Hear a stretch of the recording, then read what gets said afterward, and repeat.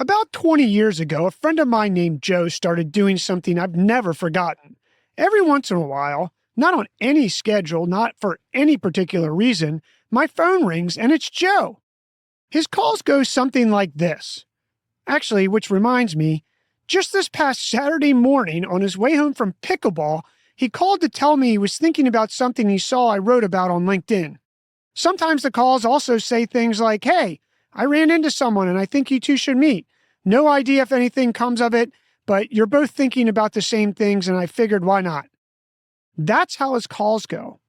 No ask, no agenda, just Joe giving some feedback or connecting the dots because it felt like the right thing to do. Sometimes those introductions turned into something significant. One of them led to a business relationship that's lasted the better part of a decade. Others went nowhere. But here's what never changed.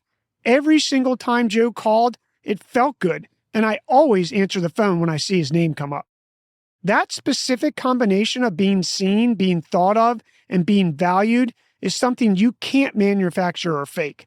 And every time it happens, I find myself looking for ways to return the favor, scanning my own network for someone he should meet, an article he'd find useful, a comment I can make on one of his LinkedIn articles he writes, an opportunity that might be right for him. Joe didn't set out to create a flywheel. He just keeps showing up. But that's exactly what 20 years of consistent deposits looks like, a relationship that keeps generating value in both directions without either person keeping score. So to bring us up to speed, so far in this Build Your Network series, we've covered why networking fails, how to treat your network as an asset, the 3 types of relationships you need, and what separates investors from takers. Today, we get specific about what you're depositing into those key relationships, why it works at a psychological level, and what a full relationship bank looks like when you've been tending to it for years. David Nour defines relationship currency simply in his book, Relationship Economics, as a gift of time, talent, knowledge, or an influential relationship exchanged between people with the intent of adding real value. The key word is gift. Not trade, not exchange. Gift.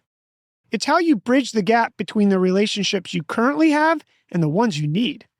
Most people approach their network like a bank account. They only visit when they need a withdrawal.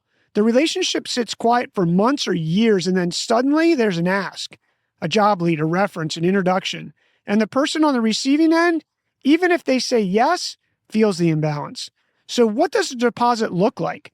Nour breaks them down into 4 types, and any one of them counts. Number 1, time. Showing up, a phone call, a coffee, a reply that says something meaningful. In a world where everyone is too busy for everything, giving someone your genuine attention is one of the most valuable things you can offer. Number 2, knowledge. The article that made you think of them, the insight from a conference they couldn't attend, the heads up on something happening in their industry before it's common knowledge. Useful, specific, and costs you nothing but a few minutes. Number 3, talent. Offering your expertise to help someone solve a problem, not as a paid engagement, just because you can and they need it. If you're a lawyer and a friend is navigating a contract, 20 minutes of your time costs you nothing and means everything to them. People remember things like that almost more than anything else. And number 4, relationships. The Joe move. Connecting 2 people who should know one another because you can see the opportunity they can't see yet. This is the highest form of relationship currency because it multiplies. You're depositing into 2 relationships at the same time, and the people you connected never forget who made it happen. Now, here's why this works at a deeper level than just being nice.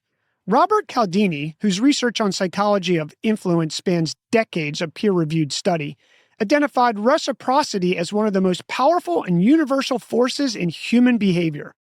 Every human culture on the planet has some version of the norm that says you don't take without giving back. When someone genuinely shows up for you with no ask, no angle, no expectation, something shifts. It's not obligation. It's genuinely wanting to return the value. That's the difference between Joe and a taker. When Joe's name appears on your phone, you feel a small lift. You pick up. When a taker calls, the person who only surfaces when they need something, you feel a small drop. You hesitate. Sometimes you let it go to voicemail. That gap in how people feel when your name comes up, that's your reputation. And it's built entirely out of deposits and withdrawals made over years. And there's a second layer to all of this worth understanding, what Nour calls the relationship bank. Your portfolio of relationships has 3 characteristics that determine its real value: diversity, quality, and quantity. Most people focus only on quantity and wonder why their network isn't working. A bank full of people who all know the same things and move in the same circles is a narrow bank. Diversity, on the other hand, the range of worlds your contacts operate in, is what gives your network reach. Quality, the depth of trust of a shared history, is what makes people actually show up when it matters. Joe invested in all 3. Wide range of relationships across different worlds, deep trust built over the years, and enough consistent deposits that when the flywheel needs a spin, it's already moving. One more thing. Joe makes introductions, but here's the other side of that coin. Sometimes the deposit you make into the world isn't a direct introduction to a specific person. Sometimes it's building something genuinely useful that brings the right people to you. Case in point. When I was building Worldwide Angler, a fishing website I mentioned in episode 3 that I'd poured everything I had into, I wasn't thinking about my network. I was thinking about building something fishermen would love because it helped them catch more fish. Just so happens a guy named Christopher was a regular user and found me because I had built something he genuinely used. He reached out, asked if I wanted to go fishing, and what started as one trip on the water turned into a weekly Friday ritual and one of the most important mentoring relationships of my professional life. Christopher had built and sold 2 companies, sat on a board alongside Warren Buffett, and shared 2 decades of business lessons freely over our fishing adventures. I didn't network Christopher. I built something worth finding that brought people together, and he found it. That's the full picture of relationship currency. The deposits you make directly into specific relationships and the value you put into the world will draw the right people towards you. And look, you don't have to build some big fishing website. It can be as simple as bringing together some personal friends with some business colleagues for a dinner every 2 or 3 months. That's a diverse network being built with all sorts of possibilities. Here's your move this week. Pick one person in your network who is an acquaintance, in your top 20, but not your top 5, and make one deposit using any of the 4 currencies we talked about: time, knowledge, talent, or relationship. Not a mass email, not an AI-generated note, one person, one genuine deposit.